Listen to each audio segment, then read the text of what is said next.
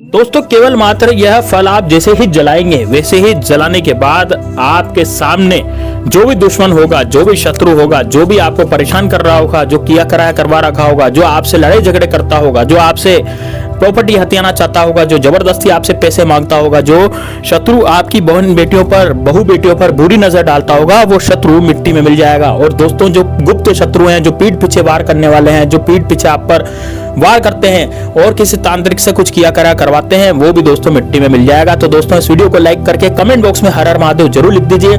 यदि आप महादेव बाबा के भक्त हैं तो दोस्तों हर हर महादेव जरूर लिखिए और साथ ही में दोस्तों जय श्री राम कमेंट बॉक्स में जरूर लिखिए, क्योंकि दोस्तों यदि आप भगवान श्री राम का नाम लिखेंगे तो निश्चित रूप से आपके सारे शत्रु वैसे ही खत्म हो जाएंगे, क्योंकि हनुमान जी हमेशा आपके साथ रहेंगे और भोले बाबा की कृपा यदि आप पर हो गई तो दोस्तों आपके शत्रु आपका कुछ भी नहीं बिगाड़ पाएंगे। इसलिए दोस्तों हर हर महादेव जरूर लिखिए। अब दोस्तों बात करते हैं कि किस तरह से इस उपाय को करना है और कब इस उपाय को करना है। तो दोस्तों देखिए, सोमवार, मंगलवार, बुधवार, गुरुवार और दोस्तों शनिवार के दिन इस उपाय को किया जा सकता है।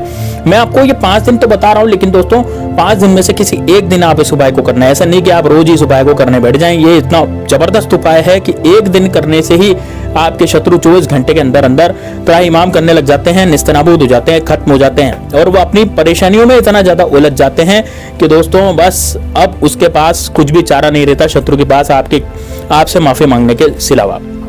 और दोस्तों वो किया कराया कराना भी छोड़ देगा, उसका जादू भी खत्म हो जाएगा। जो आप पर किया कराया शत्रु ने करवा रखा होगा तो वो भी निश्चित रूप से खत्म हो जाएगा। तो दोस्तों किस तरह से उपाय करना है, कैसे उपाय करना है, तो वो इस वीडियो में जानेंगे, इसलिए वीडियो को ध्यान से और लास्ट तक जरूर दिखेगा।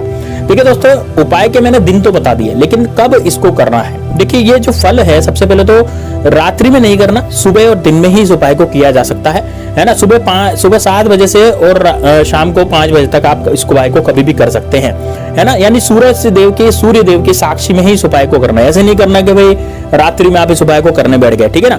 इस उपाय को महिला भी कर सकती है, पुरुष भी कर सकते हैं, कोई भी इस उपाय को कर सकता है। साधारण सा उपाय है, ज्यादा कोई हार्ड एंड फास्ट ऐसा खतरनाक उपाय नहीं है कि भाई इसको करने में आपको 2-4 घंटे लगेंगे या बहुत सारे आपको मंत्र बोलने पड़ेंगे या फिर आपको बहुत सारा जो है मतलब एक तरह से तामझाम करना पड़ेगा। ऐसा कुछ भी नहीं है, खर्चा भी नहीं है इस उपाय में, ठीक है। लेकिन उपाय बड़ा जबरदस्त है।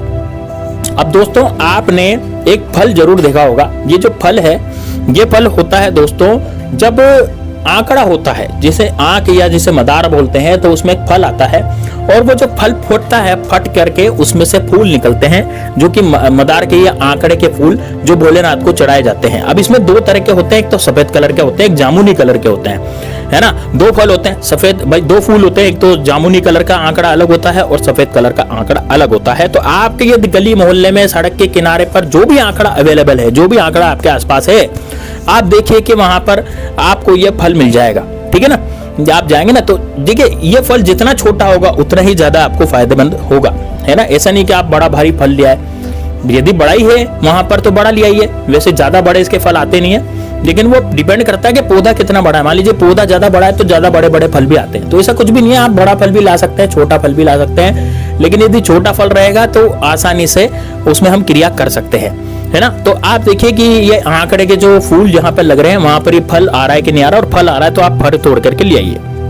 लेकिन दोस्तों फल तोड़ने का भी एक तरीका होता है। आप घर से पानी ले जाइए बोतल में भर के, और वहां पर सबसे पहले वो जो वृक्ष है या वो जो झाड़ी है इसकी मदार की, वहां पर पहले जल चढ़ाइए। जल चढ़ाने के बाद आप हाथ जोड़ करके उनसे प्रार्थना कीजिए कि हे मदार के वृक्ष, आप सब जानते हैं और आप महाशक्तिशाली हैं, मैं आपका फल ले जा रहा हूं मेरे दुश्मनों का नाश करने के लिए और मुझे आज्ञा प्रदान करें। बस इतना करके कह करके आपको फल तोड़ना है, फल तोड़ करके आपको अपने घर पे ले आना है। अब जैसे आप फल तोड़ करके घर पे लाएंगे, सबसे पहले तो उस फल को धो लेंगे अच्छे से, ठीक है, बिल्कुल साफ पानी से उसको धो लेंगे, है ना। अब एकांत में कमरे में आप जाकर के बैठ जाएंगे। आप चाहे तो अंदर से अपने दरवाजे, जो कमरे का दरवाजे भी लगा सकते हैं, कुंडी भी लगा सकते हैं, बंद भी कर सकते हैं दरवाजे को, और अंदर आ जाइए और बैठ जाइए। अब बैठ करके आपको 3 चीजें यहाँ पर लेनी है। एक तो लेना दोस्तों जो सिंदूर होता है, जैसे जो कामिया सिंदूर होता है जो हनुमान जी को चढ़ाया जाता है, वो वाला सिंदूर आपको लेना, केसरिया रंग का सिंदूर वो आता है, ठीक है ना। एक तो वो लेना है, ठीक। इसके अलावा आपको लेनी है दोस्तों एक धूप बत्ती आप जानते होंगे,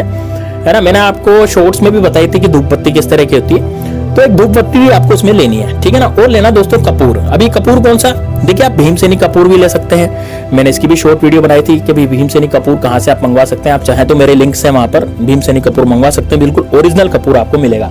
बाजार में क्या करते हैं, नकली कपूर आपको वो दे दिया जाता है, जिसके कारण वो फिर कपूर इतना असर नहीं करता। इस कारण से जो मैं लिंक दे रहा हूँ उससे उस लिंक से आप कपूर मंगवा सकते हैं। आपको इस वीडियो में भी लिंक मिल जाएगा उस कपूर का, भीमसेनी कपूर। यदि वो नहीं है तो देखिए जलाने के काम ही तो आएगा कपूर। तो आप नॉर्मल कपूर जो आपके घर में रखा हुआ ना, कपूर की टिकियां हैं, तो वो भी आप काम में ले सकते हैं, ऐसा कुछ भी नहीं है। वो तो हम यदि खाने के पर्पज से काम में लेते हैं ना, तो फिर भीमसेनी कपूर ही खाना पड़ता है ना, दूसरा कपूर नुकसान कर जाता है। इस कारण से मैं भीमसेनी कपूर ही रिकमेंड करता हूँ। लेकिन ठीक है भाई, आप जो आपके घर में जो कपूर रखा है वो भी आप यूज में ले सकते हैं। तो ये 3 चीजें लेकर के आप बैठ जाएंगे।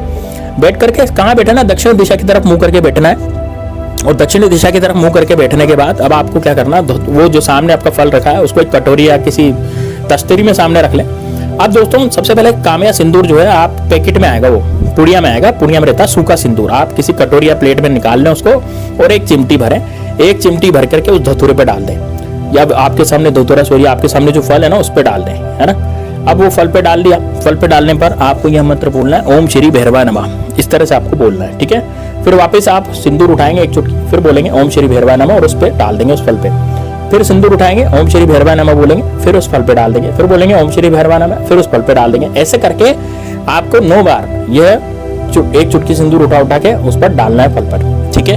अब क्या करना है, इस फल को आपको अपने बाएं हाथ में लेना है, ठीक है। इस फल को कहाँ लेना, अपने बाएं हाथ में। बाएं हाथ में लेकर के आप अपने शत्रु का ध्यान करना, आंखें बंद कर 10 से 15 सेकंड, ज्यादा नहीं, 10 से 15 सेकंड केवल आपको अपने शत्रु का ध्यान करना है। फल आपके हाथ में रहेगा, लेफ्ट हैंड में, यानी कि उल्टे हाथ में, है ना। आपके फल हाथ में रहेगा और आपको अपने शत्रु का ध्यान करना, आंखें बंद करके। यदि शत्रु का ध्यान आप नहीं कर सकते क्योंकि आपको शत्रु का नहीं नाम पता, तो आपके जो पुरानी जीवन में जो घटनाएं हुई हैं जो नहीं होनी चाहिए थी, ऐसी अनहोनी घटनाएं, जैसे कि मान लीजिए आपके परिवार का सदस्य एकदम से बीमार हो गया हो, आपके घर में लड़ाई झगड़े हो गए हो, आपके घर में अशांति का माहौल हो गया हो, या फिर कुछ ऐसा हो कि कोई व्यक्ति बीमार हो गया आपका घर का, या आप खुद ही बीमार हो गए हो, या आपका धंधा नहीं चल रहा हो, जो भी अप्रिय घटना है वो आपको ध्यान याद करनी है।